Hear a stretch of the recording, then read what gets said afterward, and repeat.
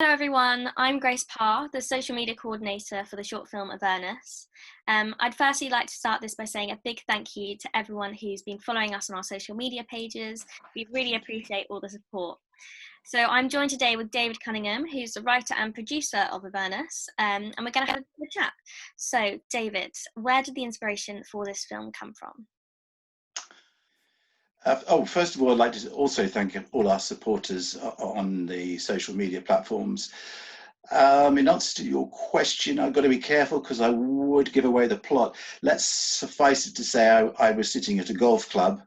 I decided I wanted to make a short film, and I was chatting with Paul Gilmore, who plays Robert in the film. And I wanted to do something about revenge, and that's all I can tell you without giving it away. Right, very secretive. Yeah, please so. Have to be. So you had your idea for Avernus on the golf course, speaking to Paul. Did you just sit down and write it, or how did that kind of process start? No, the process I go through when I'm writing is I like to plan it all in advance. So I work out the story I'm going to tell. I plot it out.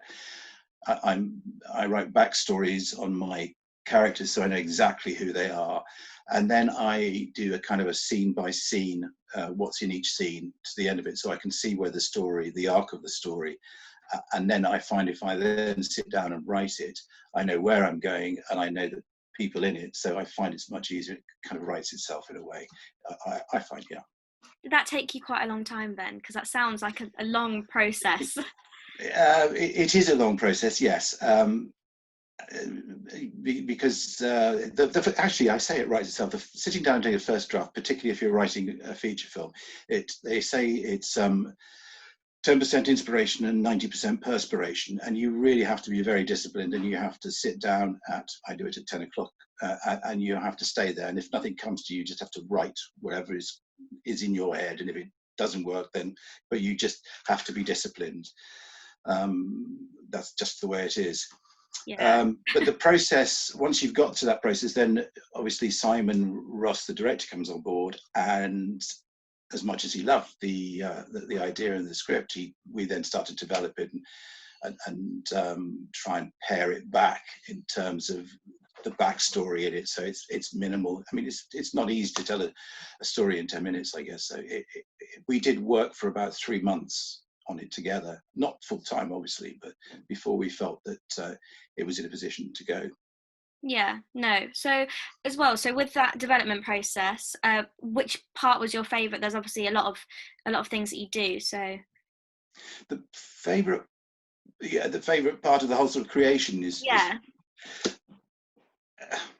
was going to say when you first watch it, but no, I tell you what it is. It's actually when on set that day or that first morning, with all the actors there and all the crew there and all the people involved, and the first AD saying action, and that, I think that gave me a real buzz. That was the real buzz, and listening to the words come off the paper from the actors. Yeah, I guess it brings it to life all that time before you had it all documented on paper, and then that first day it's like right in front of you.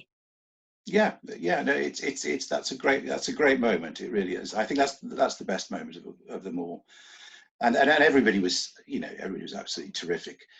I have to say, and I was really lucky because I got my first choice of cast. The first actors I asked for each part all said yes. The juggling act was trying to get them all together at the same time at the golf club because of their schedules, but it all worked. That's what producing is. It's a juggling act, actually. And I would like to take a moment to thank Lip Sync, Peter Hamden and Lisa Jordan at Lip Sync, and all the people there for all their help and support with the post-production. Perfect. That's a plug. So you just mentioned there are a few challenges for you with regards to getting everyone together that you wanted involved. What was your biggest challenge on this? It was actually getting them together. Jamie had just come off a series called Strike Back. David was going into rehearsals in February for a play, which of course has been cancelled. And Kerry was off to America to do a new series with Martin, what's his name? Frodo Baggins. I can't think of his name. That's terrible. The other,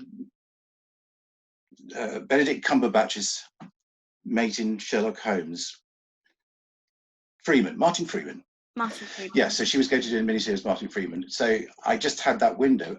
And it was also those particular 2 days, the ground staff at the club were at a convention. So it meant that there was no machinery noise in the background. So those 2 days were absolutely key to doing it. You saw them and you caught them up. You were like, yeah, that's it. That's it. And then because this is the first time I produced a film, I needed another producer. And right at the last minute, Stephen Cranny stepped in and did a wonderful job, absolutely superb job. In fact, everybody did. I couldn't have done it without every single person involved in it, I would say. Yeah, it sounds like a great casting crew that you had. Definitely pulled it through. Yeah, definitely. So if you had to do it again, would you do anything differently looking back on it now? No. It's worked. No, there's nothing I would do differently. Because the process has worked, and I'm really pleased with the film and the way it's turned out. So no, is the answer to that question. Perfect. I think that's a good answer. I would say the same. I think it's good. So if there was someone who, like yourself, aspired to produce a short film, what piece of advice would you be giving them right now? Get on the phone to Stephen Cranny and ask for his help. Stephen, we need you. So without giving anything away, what was your favourite part of the film? My favourite part of the film, it followed the opening titles and ran to the end credits. Right, so no spoilers then, David? No, I'm afraid not. No spoilers. So that's all, folks. Just to make you aware, this is the first of a series of interviews that we're going to be doing with our casting crew.